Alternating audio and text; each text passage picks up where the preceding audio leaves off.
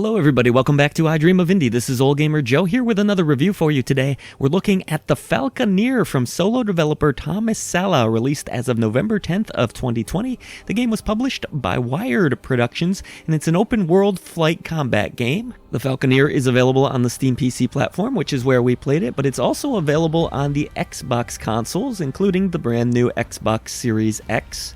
This game is normally priced at $29.99 in North America. There is a discount on the Steam version until November 17th, so if you're watching this at the time or near the release of this game, you can take advantage of that. That will bring it down to $26.99, where they also offer a digital deluxe edition that includes the soundtrack. That will bring your price to $31.65 currently, and normally $43.97. The first thing that has to be said about the Falconeer is it's really quite an achievement when you look at it from the perspective that this was created by a solo developer.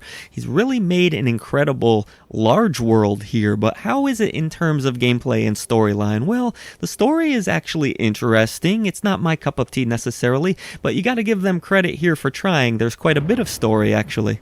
In this world, there are falconeers, giant birds that are used for combat situations. They blast away at other falconeers as there are various factions throughout this world battling against one another, trying to take control of different areas. So there isn't exactly just one storyline going on here. As you explore more and more missions throughout this game, which there are quite a few of, you'll learn about different characters and different motives from different people in this world. The problem that I did have with the Falconeer storytelling is that it's not really told in an interesting way. You have some really simple text boxes with some voice acting that's decent, but I just couldn't really find myself getting too interested in what was going on with some of the different conflicts. Certainly more important than the storytelling, though, in an air combat game is how it feels, and the Falconeer actually feels really smooth and responsive. I enjoyed flying around the world at first. There's a lot to explore, it seems like, on the surface, but a lot of the world is also empty, as you'll learn the more and more you get into this game. Getting around in the Falconeer isn't difficult whatsoever, and it feels really smooth. You'll have to dive downward to gain some momentum, and then upward to recharge your meter.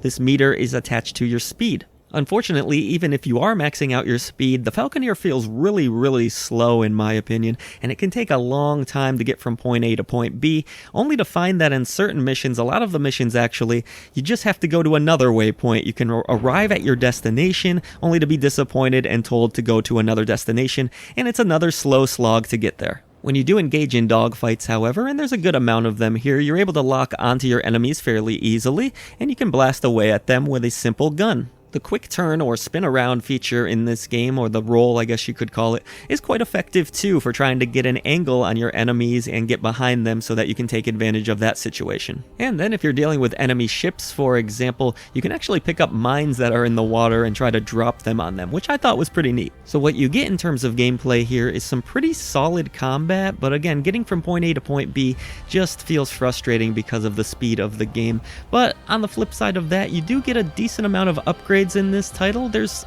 some okay variety to the missions. A lot of them do feel similar to one another, but at least the game tries. You have some delivery missions here where you might have to bring a certain object to a certain location, or you might have to protect some ships to make sure they arrive at a certain location safely. One last little gameplay element I should touch on here too is the fact that you can have someone riding on the back of your Falconeer, which is kind of cool, and they can supply a little bit of fire as well. So overall, traveling and the missions felt a little bit stale, but the combat is actually pretty fun once you engage with it. I think one thing we can all agree on, though, is the fact that the Falconeer is just a beautiful game, especially when I again consider that this was a solo developer. Wow, this is a very impressive looking title. I was able to play the game maxed out at 4K on my rig, and it looks really great, I must admit. There are some areas of this world that are very dense, and there's not a lot to see, which is a little bit disappointing, but when you do come across different ships or different areas of this title, they really do look breathtaking, and the game runs beautifully. I didn't run into any technical hiccups whatsoever,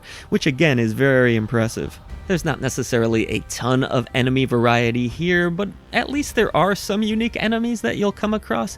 For example, you'll run into bugs on certain levels, as well as enemy ships in the water like I mentioned earlier, or other flying falconeers too, and everything animates really well in this game. I think the clouds look really impressive, and as you fly into them to recharge your ammo by getting shot by lightning, it's really cool. All of the effects look beautiful. So yes, I was completely impressed with the visual presentation, but the sound soundtrack itself leaves a little bit to be desired. I didn't find any memorable tracks.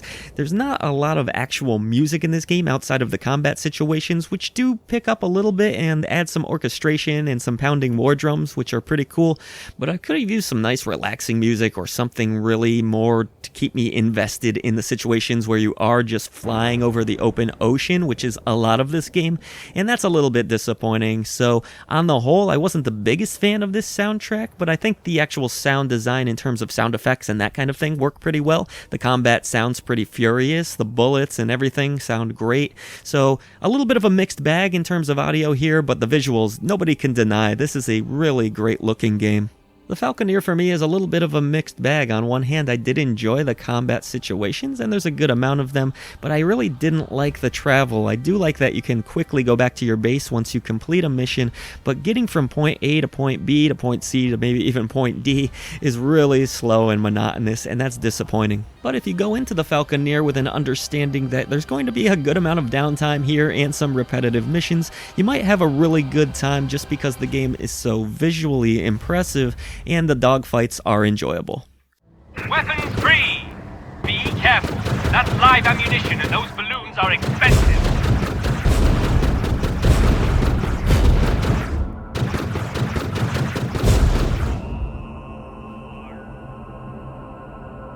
So will you be checking out the Falconeer? Let us know in the comments section below, and if you have enjoyed our video coverage today, consider hitting that subscribe button. It helps us to bring a voice to the voiceless ones in gaming. There's a ton of other ways that you can support I Dream of Indie right down in the description box below. That includes becoming a channel member or even checking out our merchandise store, Facebook, or Discord. However you end up supporting us though, we thank you so much.